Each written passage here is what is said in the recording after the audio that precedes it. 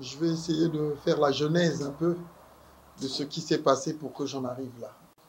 Il y a 2 ans, j'avais été nominé ou plébiscité par une structure qu'on appelle le réseau des journalistes et communicateurs congolais sur la promotion et l'émulation du citoyen.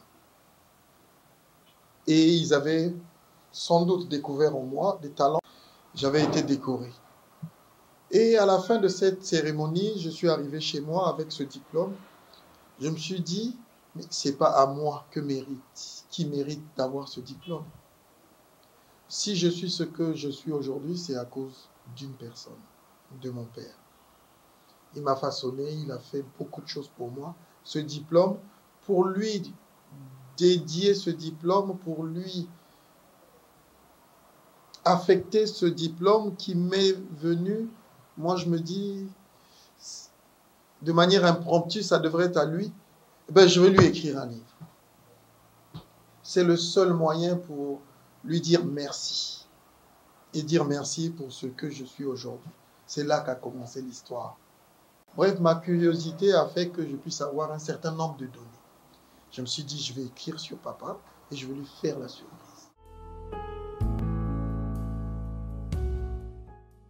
Je me suis dit, c'est lui qui le mérite et je vais lui mettre ça sur la place publique.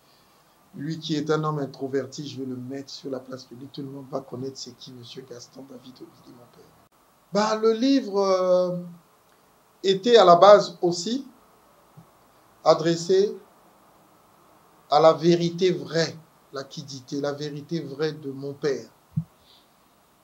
Je me suis dit, parler de lui seulement, ce serait faire qu'une mi-temps du match. Il fallait que je parle aussi de l'environnement dans lequel il a été élevé, qu'il est arrivé au monde, élevé, grandi et qui s'est épanoui. Donc aujourd'hui, quand on veut parler du résumé de ce livre, je dirais que je parle de mon père vivant. J'ai voulu revaloriser le titre Antune, parce qu'aujourd'hui, s'il était déjà mort ou disparu, on aurait parlé de lui sur un autre temps. Mais là, le résumé, c'est d'abord parler d'une personne à titre Antune et mettre en valeur ce qu'il a été comme personne. Et de l'environnement, le deuxième aspect, l'environnement dans lequel il a grandi, qui est souvent méconnu. Aujourd'hui, on n'écrit pas beaucoup. On n'écrit pas beaucoup aujourd'hui, ce qui fait qu'on oublie un peu l'ancestral.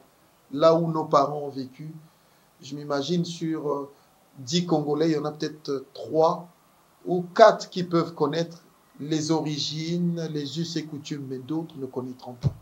Donc, je résume sur 2 parties que la vie à titre Antune et l'environnement dans lequel a grandi mon père.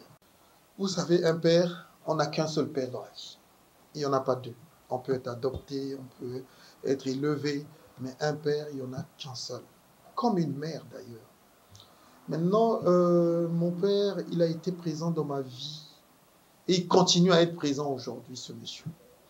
Et je ne pouvais pas parler de lui sans dire la vérité. C'est pour ça que j'ai parlé du mot quiddité, que beaucoup de personnes n'ont pas compris, pour dire pourquoi le choix du mot quiddité, mais parce que j'ai parlé de lui au présent et sa vérité à lui. Je n'ai peut-être pas tout dit, parce que chaque enfant apportera l'expérience qu'il a vécue auprès de lui. L'amour que j'ai pour lui n'est pas au-dessus de l'amour que j'ai pour ma mère. D'ailleurs, je le dis dans le livre, que mes parents maternels me pardonnent. Le lien entre un enfant et une mère, il est unique. Déjà, prendre la tétée, et il n'y a pas... Un homme ne pourra pas donner la tétée à son fils. Mais ce lien, porter un enfant pendant 9 mois, un homme ne pourra pas le faire. J'ai voulu demander pardon à mon côté maternel pour dire que je vais commencer par lui parce qu'il est vivant. Et elle, ça viendra. Mais mon père, c'est un homme exceptionnel. C'est vrai qu'il a ses péchés. Mais en lisant le livre, vous allez découvrir un peu certains points faibles compte tenu de son environnement. Mais c'est un homme brillant pour moi. Il a été brillant comme tous les pères. Mais celui-là, il est unique. Effectivement, en fin de compte, j'ai voulu jeter le pavé dans la mare. C'est un débat que j'ai mis sur la place publique au niveau des lecteurs. Parce qu'aujourd'hui, moi, je suis couillou. Aujourd'hui, un certain nombre de cadres, d'anciens, de personnes disent que les couillous ne sont pas... Parce que la tribu, les tribus Mboshi, Kouyou, Makwa, Ngare, tous on les appelle des Mboshi.